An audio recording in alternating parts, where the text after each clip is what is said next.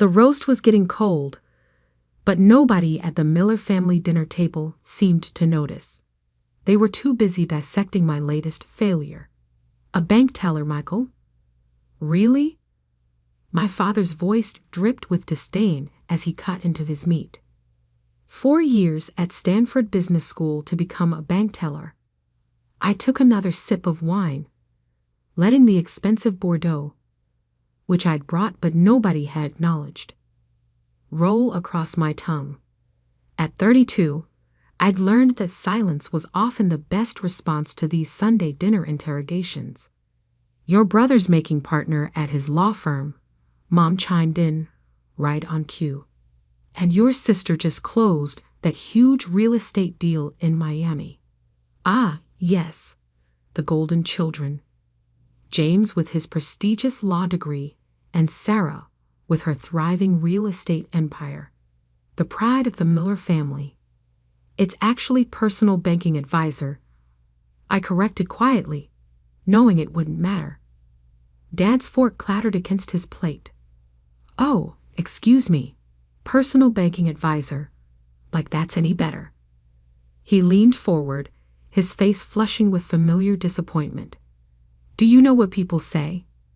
Their faces when they ask what my Stanford graduate son is doing with his life. I did know. I knew exactly what people said, especially the board members of First Atlantic Bank, the institution where I worked as a supposedly humble advisor. The same board members who had no idea that I actually owned 71% of the bank through a complex web of holding companies and investment vehicles. Robert, maybe we should, Mom started, but Dad was on a roll. You're nothing but a disappointment, he sneered, jabbing his fork in my direction. All that potential wasted. We spent a fortune on your education. And for what? I thought about the document sitting in my office downtown. The loan application my parents had submitted to save their struggling manufacturing business. The same application that would cross my desk tomorrow morning, though they had no idea I controlled the bank's major lending decisions. I'm doing fine, Dad, I said softly. Fine. He barked out a laugh. You call this fine? Living in that tiny apartment, driving that 10-year-old car, working as a glorified clerk. The tiny apartment was actually a penthouse I owned through a shell corporation. The old car was deliberately chosen to maintain my cover. But they didn't need to know that. Not yet. At least James and Sarah had ambition, Mom added, shaking her head. They wanted to make something of themselves. I smiled, remembering the meeting I'd had last week with the partners of Wilson and Gray, the law firm where James was supposedly about to make partner. I'd acquired the firm 6 months ago, another quiet addition to my growing financial empire. The partners had been quite clear that my brother was actually nowhere near partnership track. You know what your problem is? Dad continued, warming to his favorite subject, my failures. You never think big picture. Never take risks. Always playing it safe with your little banking job. If he only knew, the little banking job was just the tip of the iceberg. Over the past decade, I'd built a financial services empire worth billions, all while maintaining the facade of a modest banking career. First Atlantic was just one of 17 banks I controlled across the country, along with investment firms, real estate companies, and yes, one prestigious law firm. Maybe you're right, I said, standing up. The weight of the moment, knowing what tomorrow would bring, made it hard to maintain my usual passive expression. Where are you going? Mom demanded. We're not finished with dinner. I think we are. I picked up my coat. Thanks for the lovely evening. Running away again, Dad scoffed. Just like always. You're nothing but a disappointment. Yes, I heard you the first dozen times. I paused at the door, looking back at my family. You might want to keep your phone handy tomorrow. I hear banks can be pretty strict about loan applications these days. The confusion on their faces almost made me smile. Almost. Later that night, in my real office, the one that occupied the top floor of a downtown high-rise, I reviewed their loan application one final time. The business was in worse shape than they'd admitted. Without this loan, the company my father had spent 30 years building would collapse within months. My phone buzzed. James calling. Right on schedule. Little brother, he started, his voice artificially cheerful. You left to dinner rather abruptly. Did I miss another recitation of your great legal victories? I asked mildly, signing off on a different acquisition. This one worth $300 million. Don't be like that. Dad's just concerned about you. We all are. Living so? Modestly. I thought about the document I'd received that morning, showing that James had been quietly borrowing money from the firm to cover his gambling debts, the same firm I now owned. Your concern is touching, I replied. How's the partnership coming along? A pause. It's progressing. These things take time. Indeed they do. I smiled at the irony. Say, didn't you handle some work for First Atlantic Bank a few years ago? Another pause, longer this time. Yes. Why? Just curious. Give my best to Mom and Dad. Tomorrow should be interesting. I hung up before he could respond, turning back to the loan application. With a single signature, I could save or destroy my family's legacy. The question was, after years of their constant criticism and dismissal, did I want to? The sun was setting over the city skyline as I made my decision. Tomorrow would change everything, for better or worse. The carefully constructed facade I'd maintained for a decade would finally crack. I picked up my phone and sent a text to Janet, my real executive assistant. Execute Protocol Omega. It's time. Her response was immediate. All set for tomorrow, sir. The documents are prepared. I walked to the window, watching the city lights blink to life one by one. In 12 hours, my family would learn the truth about their disappointment of a son. The bank teller who secretly controlled their financial fate. The irony would be spectacular. Monday morning dawned bright and clear. I arrived at First Atlantic's headquarters early, watching from my private elevator as employees filed into the building. None of them knew that the quiet personal banking advisor on the third floor was actually their boss. At precisely 9:00 a.m., Janet activated Protocol Omega. Every major executive at First Atlantic received an email announcing an emergency board meeting. Simultaneously, my family's loan application was escalated to priority status. My phone buzzed. Dad calling. Right on schedule. Michael? The bank just called about our loan application. They want us to come in immediately. I could hear the tension in his voice. The manufacturing company was his life's work, and its survival hinged on this loan. Really? I kept my voice neutral. That seems unusually fast. They said something about special instructions from the owner. Do you know anything about this? I'm just a bank teller, remember? I couldn't resist the small dig, but I'll see you when you get here. An hour later, I watched through my office's one-way glass as my parents were escorted into the building. They looked smaller somehow, more vulnerable than during last night's dinner. Mom was clutching her handbag like a shield. Dad's shoulders, usually squared with confidence, were tight with anxiety. They're here, Janet announced through the intercom, along with Mr. James Miller and Miss Sarah Miller. Ah, they'd called in the successful siblings for support. Perfect. Have them wait in the main conference room, I instructed. Make sure the board members are there first. I gave them 20 minutes to stew. Through the security feeds, I watched my family interact with First Atlantic's top executives. Dad was trying to maintain his usual authoritative demeanor, but I could see the nervous tapping of his fingers. James was attempting to network, unaware that every person in that room now reported to his disappointment of a brother. At 10:30 sharp, I pressed the button that would begin the revelation. The conference room's massive screens lit up with the bank's ownership structure, a complex web of holding companies and investment vehicles that all led back to one name, Michael Miller. The door opened, and I walked in wearing a Tom Ford suit that cost more than Dad's car. The board members immediately stood, a chorus of "Good morning, Mr. Miller," filling the room. The look on my family's faces was priceless. "Hello, Dad," I said quietly. "Sleep well after dinner last night." He opened his mouth, closed it, then opened it again. No words came out. "Michael?" Mom's voice was barely a whisper.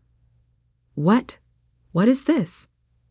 "This," I gestured around the magnificent conference room, "is my bank. One of 17, actually, but who's counting?" James had gone pale, likely remembering all the legal work he'd done for First Atlantic. Work that had crossed my desk without him knowing. "That's impossible." Sarah finally found her voice. "You're a bank teller." "Personal banking advisor," I corrected with a smile. "It's a useful cover when you want to build something without family interference." I sat at the head of the table, enjoying the stunned silence. "Now, about that loan application." Dad's face was flushing, but whether with anger or embarrassment, I couldn't tell. "All this time?" "Yes, all this time. While you were calling me a disappointment, mocking my little banking job, comparing me to my more successful siblings, I let the words hang in the air. I was building an empire." I nodded to Janet, who distributed folders to everyone present. "Inside, you'll find some interesting documents. The true state of Wilson and Gray Law Firm, which I acquired 6 months ago." I looked at James, who had gone even paler, including certain financial irregularities that the partners were kind enough to bring to my attention. James slumped in his chair. Mom gasped. "You'll also find details about the recent collapse of the Miami real estate deal that Sarah's been bragging about." I turned to my sister, the one that fell through because the financing was suddenly withdrawn by my bank. Sarah's perfectly manicured hands trembled as she opened the folder. And finally, I focused on my parents, a complete analysis of your manufacturing company. The missed payments, the hidden debts, the deferred maintenance. Everything you conveniently left off the loan application. "We can explain," Dad started, but I held up a hand. "No need. I've had my people analyzing the business for months. We know exactly what's wrong and what it would take to fix it." The silence in the room was deafening. Board members tried to look anywhere but at my family's humiliation. "Why?" Mom's question was soft but clear. "Why hide all this from us?" I leaned forward, choosing my words carefully. "Do you remember when I first started at Stanford? When I tried to tell you about my ideas for algorithmic trading and digital banking?" Dad shifted uncomfortably. He remembered. "You said I was dreaming too big, that I needed to be practical, follow the traditional path, like James and Sarah." I smiled without humor. "So I decided to build something on my own. No family connections, no expectations, no constant comparisons, just pure merit." "And the bank teller job?" Sarah asked. Gave me insights you can't get from the top floor. Every major executive in my company starts at entry level, though they don't know I'm the one requiring it. I opened my own folder, pulling out a single document. Now, about your loan. Dad straightened, his business instincts taking over. Given our relationship, I assume. That's not how I run my banks. I cut him off. Every loan application is evaluated on its merits. I slid the document across the table. Your company needs more than just a $2 million loan. It needs complete restructuring. They stared at the document. A comprehensive rescue plan that would save the business but require them to give up significant control. The choice is yours, I continued. Accept the plan, save the company, but work under my bank's oversight, or decline and try your luck elsewhere. Though I should mention we've acquired most of your other lending options over the past year. The boardroom fell silent as my family grappled with their new reality. The son they dismissed as a disappointment now held their financial fate in his hands. I stood up, straightening my jacket. Take some time to discuss it. Janet will show you to a private room. Oh, and Dad? He looked up, still shell-shocked. About that Stanford education you paid for? Consider this its return on investment. The next few weeks were a study in shifting power dynamics. My family's carefully constructed hierarchy, with me at the bottom, had been shattered, replaced by something none of us quite knew how to navigate. Dad accepted the restructuring plan, of course. He didn't have a choice, not if he wanted to save his company. But watching him sign the papers, his hand trembling slightly, I felt no triumph, just a strange emptiness where satisfaction should have been. You could have told us, he said quietly after the signatures were done. All these years, would it have made a difference? I asked. Or would you have just found new ways to be disappointed? He had no answer for that. The changes came swiftly after that. My team of financial experts descended on Dad's company, implementing the restructuring plan with surgical precision. Every inefficiency was identified, every wasteful process eliminated. It was painful to watch him struggle with losing control, but necessary for the company's survival. James was the first to try damage control. He showed up at my real office, not the modest third-floor workspace I'd used as cover, a week after the revelation. Look, about all those things I said, he started, fidgeting with his Italian silk tie. About my wasted potential, my lack of ambition, my embarrassing career choices. I kept my voice neutral as I signed off on a billion-dollar acquisition. I was wrong, obviously. He'd attempted a smile that didn't reach his eyes. Who would have thought my little brother would end up owning my law firm? Speaking of which, I pulled out a file. Let's discuss your gambling debts. He paled. Michael, I can explain. No need. The firm's forensic accountants have explained everything quite thoroughly. $300,000 borrowed from client accounts. That's a serious ethical violation, James. Please, he whispered. You can't report this. My career would be over. I finished. You'd be disbarred. Probably face criminal charges. I let him sweat for a moment before continuing. Fortunately, the money has been repaid, anonymously, and the accounts reconciled. The partners have agreed to keep this quiet, provided you accept a transfer to our Singapore office. Singapore, he stammered. Fresh start. Away from the casinos. Take it or take your chances with the ethics board. He took it, of course. Sometimes help comes in the form of forced choices. Sarah was next, arriving in a storm of designer perfume and wounded pride. You deliberately sabotaged my deal, she accused, pacing my office. No, I protected my bank from a high-risk investment. I corrected. The Miami market is overvalued, and your numbers didn't add up. Any competent banker would have made the same decision. But I'm your sister. Exactly why I had to be extra careful about any appearance of favoritism. I met her gaze steadily. You want to be taken seriously in real estate. Build something real, not just a house of cards propped up by family connections. She left angry, but returned a week later with a solid proposal for a mixed-use development. I had my team review it thoroughly. No special treatment, and when it proved viable, approved the funding. Sometimes tough love is the best investment. Mom was the hardest to deal with. She showed up at my penthouse one evening, taking in the spectacular view with tears in her eyes. All those times I worried about you, she said softly. Wondering if you'd ever make something of yourself, if you'd ever live up to your potential. And all along, I was exceeding it, I replied, just not in the way you expected. Why the deception? Why let us think you were struggling?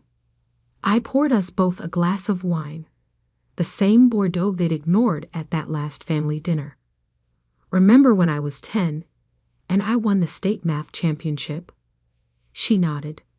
Instead of celebrating, you and Dad immediately started talking about which competitions I should enter next, which achievements would look best for college applications. Every success just created pressure for the next one. We wanted you to excel, she protested. No, you wanted me to excel your way, on your terms, following your path. I sipped my wine. So I chose to build something away from all that pressure. Something that would succeed or fail based solely on its own merits. And now that we know, now we learn to be a family without the constant measuring and comparing, without the need to prove anything. The changes in our family dynamics came slowly, but steadily. Dad's company, under professional management, began to thrive. He gradually learned to be proud of its success without needing to control every decision. James found unexpected fulfillment in Singapore, away from his old enablers and the pressure of living up to his own hype. He even met someone, a corporate lawyer who helped him face his gambling addiction. Sarah's development project succeeded on its own merits, teaching her the satisfaction of earning success rather than manipulating connections.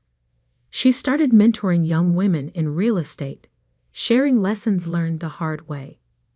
Mom struggled the longest with our new reality, but eventually found her way to a different kind of maternal pride, one based on acceptance rather than expectations. As for me, I stepped out of the shadows, taking a more public role in my companies. The story of the secret banking empire made headlines for a while, but the media eventually moved on to newer sensations. 6 months after that fateful loan meeting, we had another Sunday dinner. Not at my parents' house this time, but at my penthouse. The conversation was different. Less comparison, more connection. Less judgment, more understanding. I have to ask, Dad said as we finished dessert, do you ever regret it? The years of hiding your success. I thought about it, looking around at my family. James, relaxed and healthy after months of therapy. Sarah, discussing her latest project with genuine passion rather than bragging. Mom, finally learning to listen instead of evaluate. No, I said finally. We all needed to learn some hard lessons about success, about family, about what really matters. And what really matters? Mom asked softly.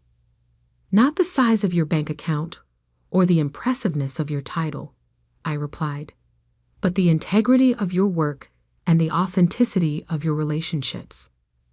Later that night, After everyone had left, I stood at my window looking out over the city. My phone buzzed with a text from Dad. "Thank you for saving my company, and for teaching me what real success looks like." I smiled, thinking about the long journey from disappointment to this moment. Sometimes the greatest success isn't in proving others wrong, but in helping them grow right alongside you. My phone buzzed again. Janet, with news about another potential acquisition. Tomorrow, I'd go back to building my empire. But tonight, I savored something rarer. A family finally learning to see each other clearly, without the distorting lens of expectations. Sometimes the best revenge isn't revenge at all. It's the wisdom to know when to stop keeping score and start building bridges, even if those bridges are built with billion-dollar banks.